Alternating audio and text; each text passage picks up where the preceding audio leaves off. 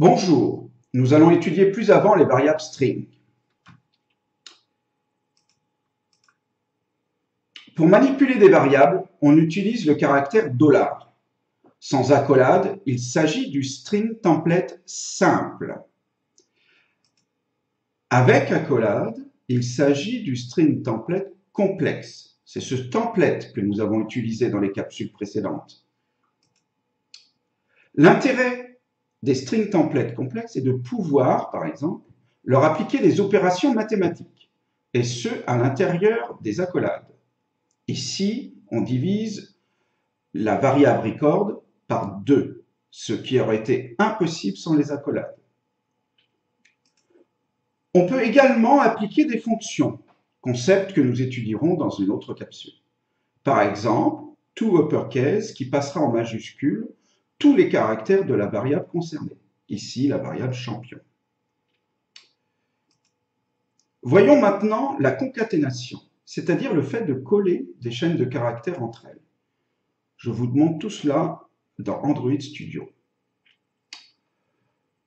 Nous reprenons les 3 variables de la capsule précédente. Si je veux afficher une phrase, je peux le faire en une seule instruction. Alors une phrase mettant en jeu une partie des variables ou les variables que nous avons mis maintenant. Je peux utiliser l'outil de concaténation et ne pas avoir besoin d'utiliser les strings templates, c'est-à-dire le $. On va vérifier tout cela. Hop.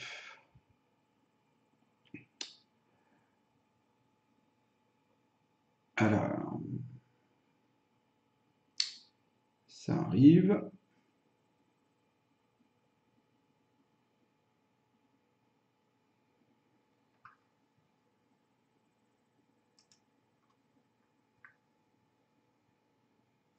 Donc là, si tout se passe bien, il sera écrit dans la console, exemple concat, Usain Bolt, puisque c'est la valeur de la variable champion, A, et Berlin, puisque c'est la valeur de la variable stade. Alors, c'est un petit peu long, ça ne devrait pas tarder. Ça ne devrait pas tarder.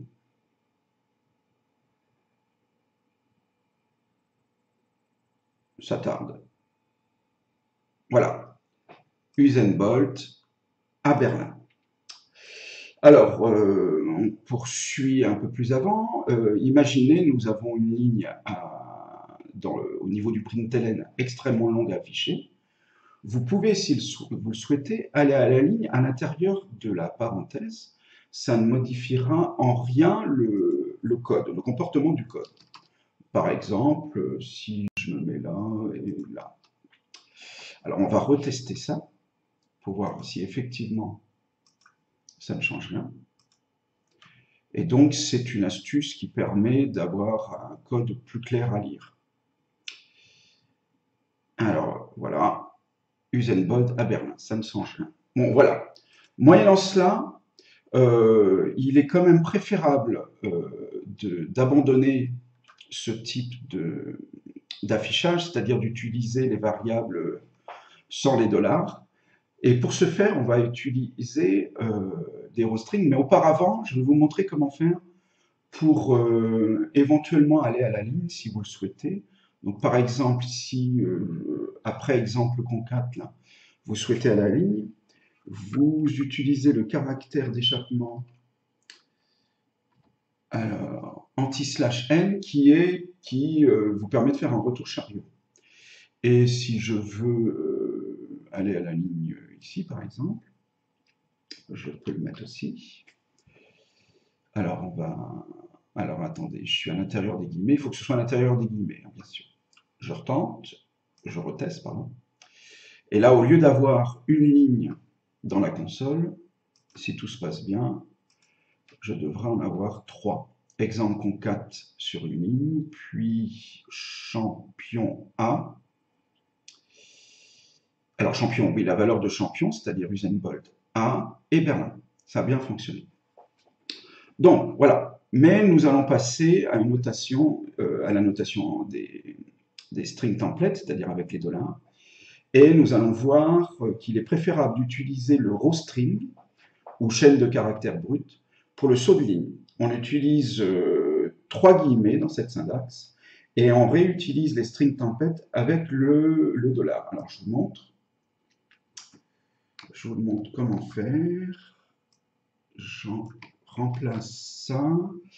Alors attendez, on va faire attention à l'indentation. Ou pas d'ailleurs. On va tester d'abord comme ça. Et on va voir ce que ça donne. Alors, vous voyez, j'ai mis 3 guillemets et j'ai utilisé le $. Voilà. Avec des strings templates simples, sans accolade. Je teste ça. Donc là, qu'est-ce qui va se passer? Il va se passer que, puisque on est dans une chaîne de caractères brut, tout ce qu'il y a à l'intérieur des 3 guillemets est répercuté en mode console. Et comme ici, je suis allé à la ligne, ainsi que là, il me fait 2 retours à la ligne. Le problème, c'est les règles d'indentation dans le code. Ici, c'est quand même pas terrible. Donc, je vais respecter ces indentations en utilisant la touche tabulation 2 fois pour chaque ligne. Je reteste cela. On attend de voir ce que ça donne. Et là, puisque tout est pris en compte à l'intérieur des 3 guillemets, les touches de tabulation également. Et ce n'est pas forcément un comportement que je souhaite avoir. Donc, pour pallier à ce problème, on va utiliser les rowstring trim à l'aide du caractère pipe, c'est-à-dire la barre verticale, qui indique un début de ligne. Voici le code par lequel je vais remplacer, c'est celui-ci. Alors, vous voyez ici, c'est le caractère pipe qui, peu importe où il est dans cette ligne, va indiquer que la ligne suivante, après exemple concat row string trim, démarrera par champion, par la valeur de champion, ainsi que celle-ci. À chaque fois, ça indique une nouvelle ligne. Ne pas oublier d'appliquer la méthode trimargin. On teste ça.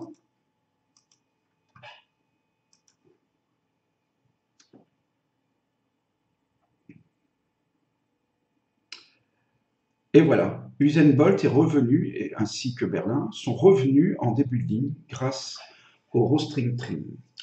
Dernier élément à vous signaler, c'est que se passe-t-il si j'ai besoin d'écrire un pipe dans mon code? En fait, vous pouvez remplacer ce caractère de début de ligne par celui que vous souhaitez. Par exemple, le chevron supérieur, le chevron fermant. Mais dans quel cas, il faut passer en argument à la méthode trimargin, il faut lui passer le caractère de début de ligne, c'est-à-dire là en l'occurrence le chevron supérieur.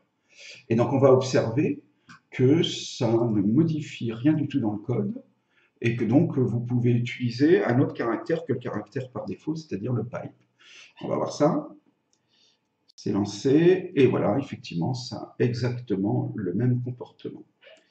Eh bien, écoutez, je vous remercie d'avoir suivi ce cours, et je vous dis à très bientôt.